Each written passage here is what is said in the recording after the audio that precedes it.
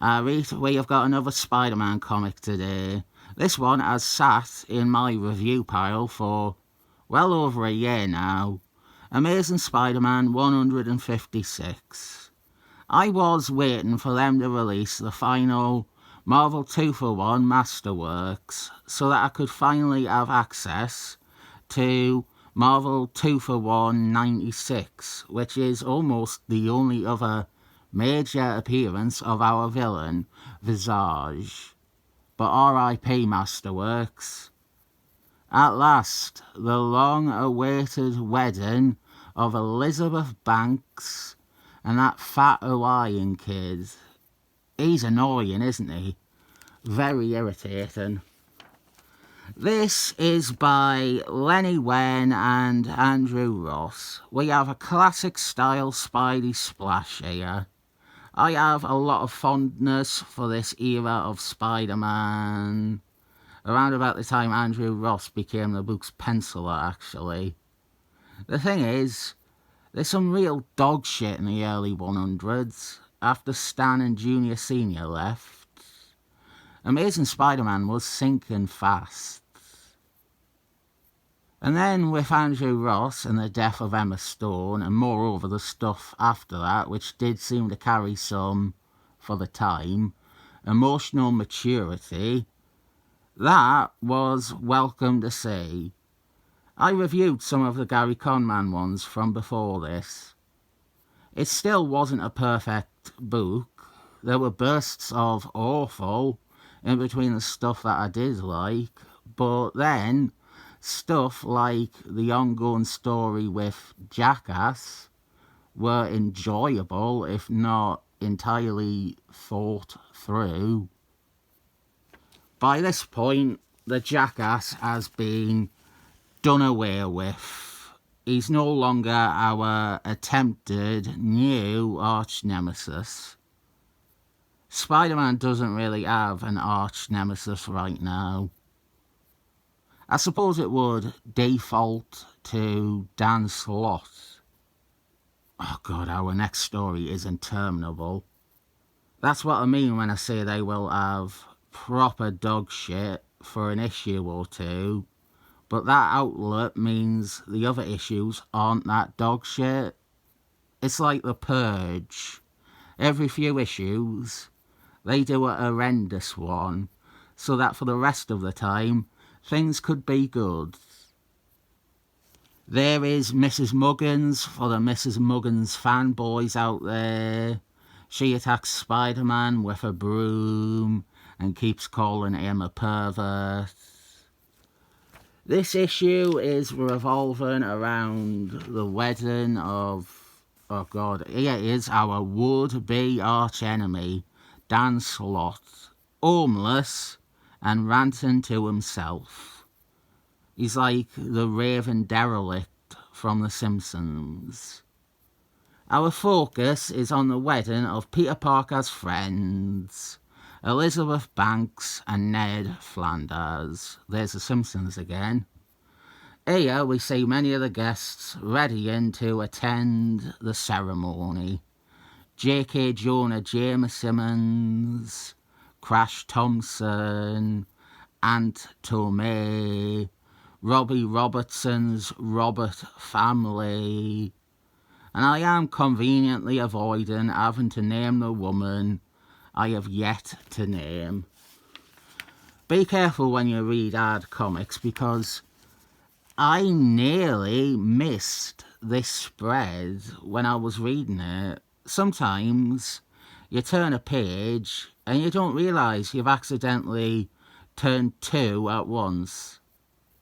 A lot of Peter Parker and Mary James stuff here. That's another thing that endears me to this period, and to most periods of Spider-Man, it seems. Whenever Peter Parker and Mary James are either together or they are being written towards that end. That is overall a Spider-Man I like. We have this, we have David Miscellaneous, we have Tom Falcon, Jim Tomata's Spectator Spider-Man. even the Clone Saga, and the vague age of Spider-Man. And this is coming from someone who prefers Felicity. I fancy Felicity, and I think she is better than Mary James. But Spider-Man, as a title, has always been at its best quality when he has been with Mary James, or him and her are clearly being set up to be together. The only Spider-Man run from the last 20 years I would ever want to read, would you guess? Him and Mary James were the main thing. This is honestly a lovely little scene. She helps him tie his tie. Something completely benign and ordinary, but it also functions as a beautiful metaphor for their eventual relationship. She is there to help him with this stuff. She's there to help pick him up when he can't do it himself. He is Spider-Man, but he struggles with a tie. But that's okay, because he has the one person in his life who doesn't mind doing it for him. I really like this issue. It is a nice one for its characterisation rather than its plot. The wedding is not going to go smoothly because a new supervillain with his own criminal gang plans to rob the event. Visage looks stupid, and his powers, which he doesn't even use for these robberies here, are generic. He is robbing other weddings here, and then he comes to the Spider-Man related one. Great bit with James Simmons standing up to and then immediately backing down from the attackers. That's another crucial part of good Spider-Man. Maybe worth a video in its own right. J.K. Jonah James Simmons is a character that you have to get just right. Too much comedy with him is bad, too much incompetence, too much nastiness, too much anger, too much of those moments where he is actually caring or supportive. It's such a balancing act with J.K. Jonah James Simmons. And Lenny Wen gets it right here. Gary Conman got it right before this. Most of those runs I mentioned before got it right. Even maybe the Nickelback Spencer one, which I've not read, obviously. But I know he finds out that Peter Parker is Spider-Man, and he starts to think Spider-Man is great, and that he has been wrong all along. That sounds fun. Spider-Man is on hand to try and stop the robbery. Shame about all those other weddings that weren't lucky enough to have him on the guest list. And if this had just been an armed gang, if Visage didn't have powers and he wasn't called Visage, this would be much better. If it was just an organised gang of thieves instead of a supervillain with a gang. Let us over here, and we actually have one from Naomi Basner. She will get on to be Shooter's personal assistant, and I am pointing her out because nobody else would probably point her out as notable. Most people wouldn't even recognise the name. But she did have a horrible time working in comics. Shooter was absolutely vicious to her. And I think the least someone could do is acknowledge she was there. She was at Marvel in an unsung job position where she was constantly met with harassment and abuse from her boss. She wrote some inventory stories that they weren't good, but that doesn't mean she deserved the abuse. There was one ran in Defenders 53, the Rachel McAdams one. That was the better of the two. And there's a Batman one that was in Tales to Astonish reprints, which I spent years tracking down. Visage has powers. He has illusion powers. Spider-Man takes longer to beat up the regular goons than he does their leader with illusion powers. Visage isn't a good Spider-Man villain. He's very much in the mould of a Gary Conman one.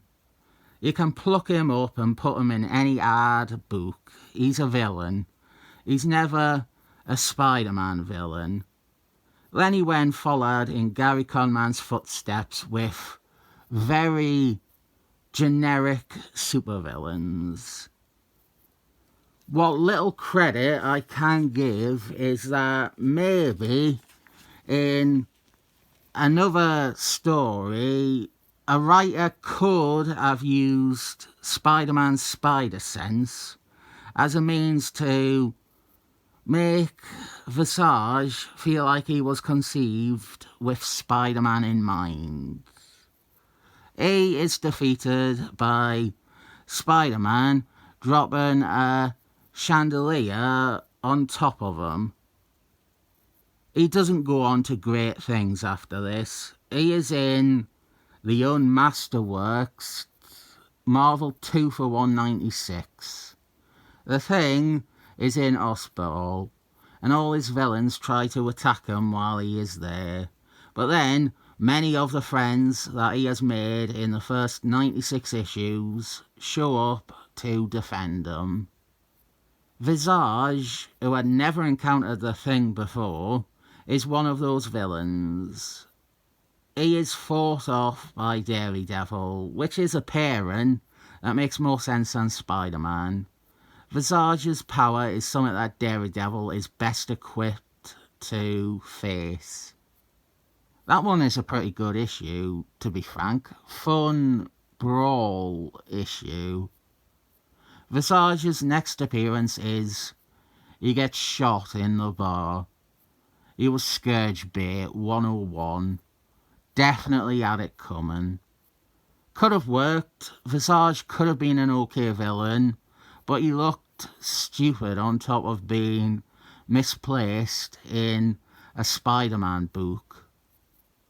More notable than his death is that it is Visage whom Captain America impersonates to lure Scourge into a trap.